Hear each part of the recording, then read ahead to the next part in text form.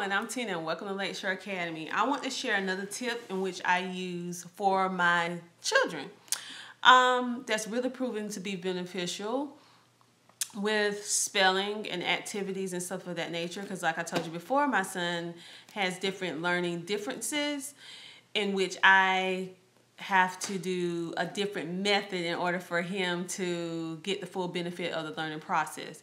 So therefore, he's a very active child, so therefore I have to really work really hard to make sure that whatever I'm planning is not only structurally sound, but it's active as well, so that he can get the full benefit, because he has to move around.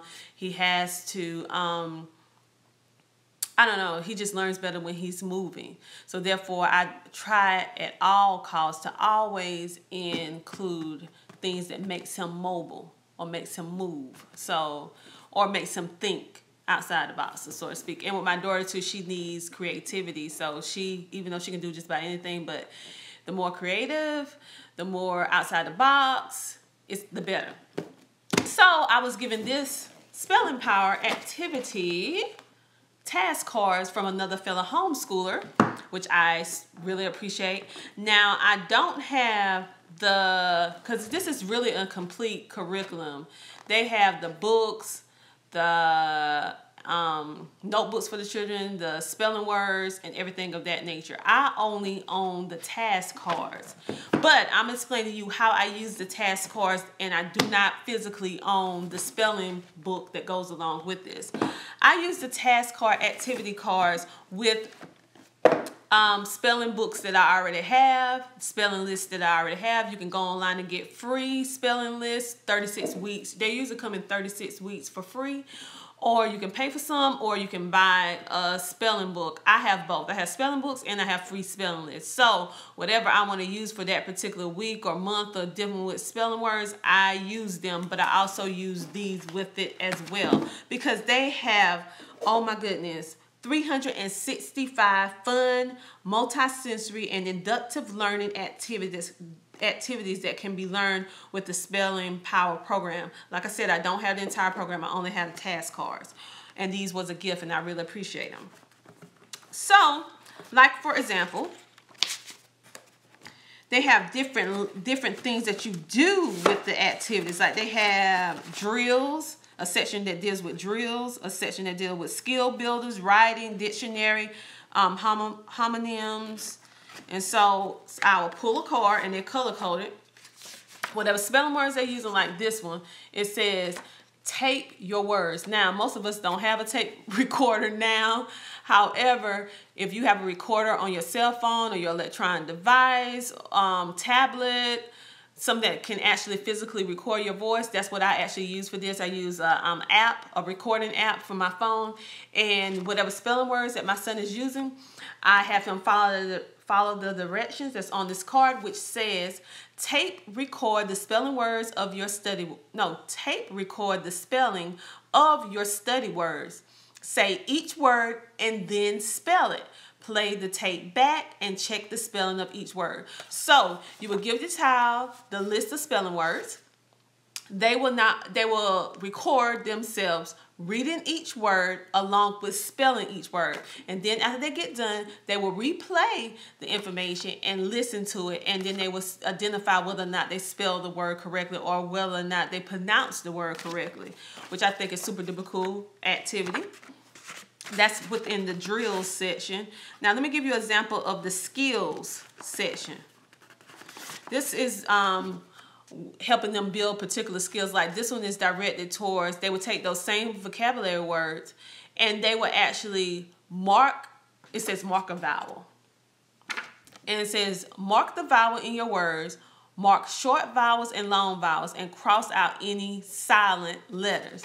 So the child would have to work on the visual, they would hear it, and they would actually have to do an activity. So this would help them get that phonics done that children with dyslexia need to identify, dealing with the phonics, and any kid in general as well.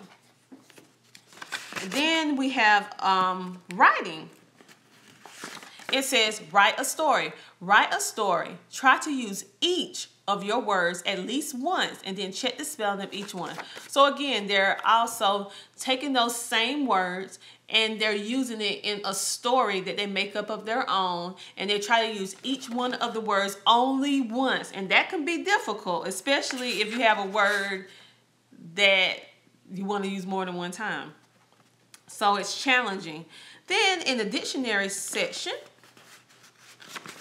it has tile scramble. What you would do, you would spread out letter tiles and face up on the table. Now, as quickly as you can, you need to put them together in ABC order and play this game. You try to do it as fast as you can each time. So what you basically would do is take the tiles, Scrabble, as anyone who has Scrabble, the game. You can actually buy Scrabble pieces without the game from Amazon, and that's what I did. And they can actually try to put their words in alphabetical order, and then to make it even more fun, they can race against themselves or the timer, trying to see how long it takes them to get it in alphabetical order, which they're working with those skills too, and it's a challenge, and they're having fun at the same time with spelling, which I love. That's why I love this, even if you don't have the spelling power book. And this one is dealing with the homonyms. So this is the activity. It says, many number words, almost like other words, they are often homophones. Homophones are words that sound alike but have different meanings and spellings. You must be careful to use the spelling of each word meaning correctly. Complete these sentences by filling in the blank line with the proper spelling of the following homophones. And then they give you the list of those particular homophones, and you have to put them in the correct sentence. Now, with this particular activity, I will actually have my son or daughter not write on the card. They will actually have a notebook in which they write their spelling in, and I'll have them put this correspondence in the notebook. So these are some pretty cool activities in which you can do with the Spelling Power book or without it. Currently, I do not own the Spelling Power book, but I do own spelling books in general and spelling lists in which I use to do these activities. It has proven to be very beneficial and fun. Anything that I can use to make spelling fun and less stressful when you're dealing with someone with a learning difference is better. And also, even if the child doesn't have a learning difference, who wants to be bored and do boring stuff? So this puts a little light in the homeschool, so it makes it quite fun.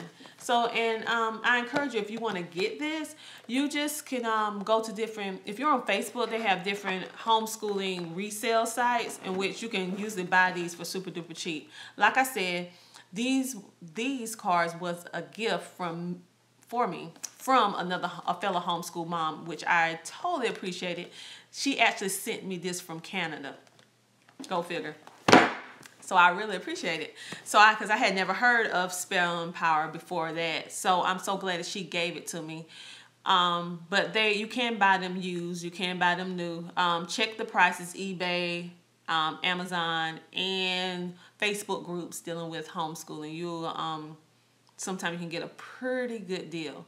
Sometimes I have ran across people actually giving them away because they're done homeschooling and they wanted to go to a good family. So you do run across that as well. So just check. But again, this is Tina from Lakeshore Academy. I just want to share with you some tips that I use for my son and my daughter to make spelling fun and active and keep the children moving at the same time. Not only moving their bodies, but their brain thinking in a different way. So again, have a good day. Bye.